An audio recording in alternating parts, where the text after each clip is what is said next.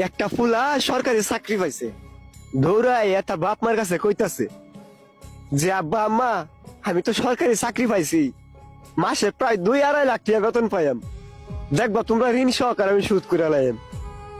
এই কথাটা কইতেই বাবা মা একে অপর থাকাইয়া একটু মুস্কি হাসি দিল। তখন ফুলাই কইতাছে কিতা, কি গো তোমরা হাসলা কেন? না বাবা এমনিতে হাসি। আচ্ছা তুই যেহেতু আমাদের ঋণ সুদি করতে চাইতেছস, আজকে রাইটটা যদি তুই আমরা সাথে থাকতে পারোস তাহলে তোর ঋণ সুদ হয়ে দেব। পরে ফুলাই কইতাছে কি, কই এইটা কোনো ব্যাপার হইলো? আচ্ছা ঠিক আছে আজকে রাইতে তোমরা লোক আমি ঘুমাইম। পরে দিন পারে রাইত হইলো, ফুলাই গিয়া তার বাপ মার সাথে শুইলো। শুইলে ফুলাই ঘুমাইয়া গেছে, কিন্তু বাপ মাই ঘুমাই নাই। ফুলারা ঘুমাইতে তুললে বাপে ডাকতাছে যে বাজান, ওই বাজান উঠ না, বাজান ওই বাজান উঠ না। পরে উঠছে, উঠতেছে কি হয়েছে আমার ডাকতাছে কেন লাগে, যে বাবা আমার 1 গ্লাস পানি খাওয়াইবি।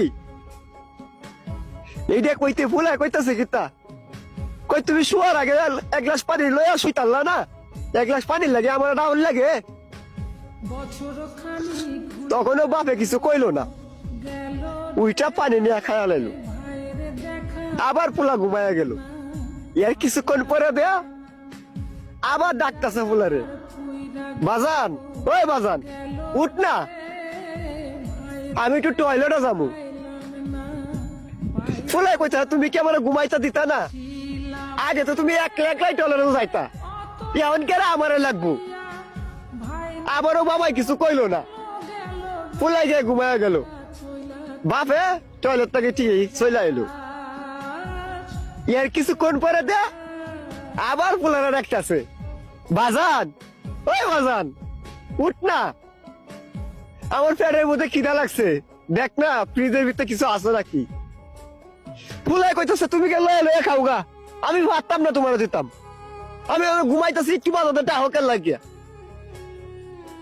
আবারও বাবা কিছু কইলো না, ফুলা দিকে সুন্দর মতো ঘুমাইয়া গেল। এর কিছুক্ষণ পরে দেয়া মা 1 গ্লাস পানি ঢালে দিছে ফুলার শরীরে।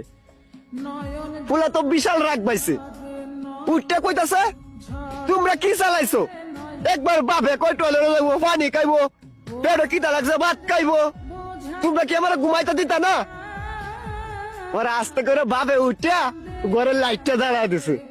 জ্বালায় দিলে কইতাছে বাজান মাত্র 2-3 ঘন্টায় তুই হাঁপায়া গেলি, হাত তোরে বড় করার লাগিয়া কত রাজ্যে ঘুমাই নাই, তাই আল্লাহ ছাড়া কেউ জানে না তোরে এত বড় করতে গিয়া কতটুকু পরিশ্রম যে করছি তা তোরে বুঝায় কইতে পারতাম না।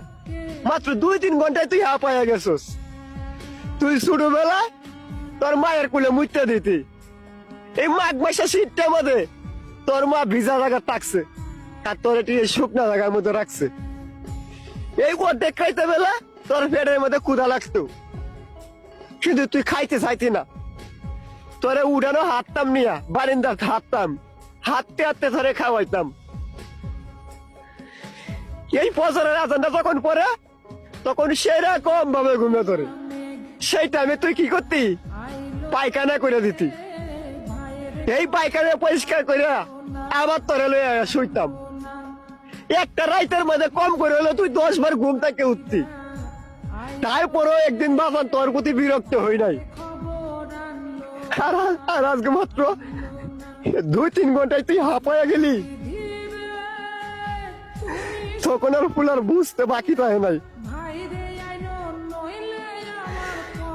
তখন সন্তানে বাবা মারে জড়ায় ধরে কান্না করতেছে আর বলতেছে আমারও বুঝার বাকি নাই, আমি বুঝা গেছি বাবা এই পৃথিবীর সবকিছু ঋণ শোধ করা গেলেও কোনোদিনও বাবা মার ঋণ কখনো শোধ করা যায় না। এজন্য বলতেছি যাদের বাবা মা এই দুনিয়াতে বাইসা আছে কোনোদিনও ভাই বাবা মার মনে কষ্ট দিও না। তুমি একদিন বুঝতে পারবা একটা সন্তানকে বড় করতে গেলে বাবা মার কতটুকু পরিশ্রম যে করতে হয়। বাবা মার মনে কষ্ট দিলে আল্লাহর আরশ পর্যন্ত কেঁপে যায়। তাই বলতেছি ভাই, কোনোদিনও বাবা মার মনে কষ্ট দিও না। যাদের বাবা মা আছে তারা বাবা মারে মূল্য দেও, না থাকলে বুঝতে পারবা দুনিয়া যে কতটা কঠিন।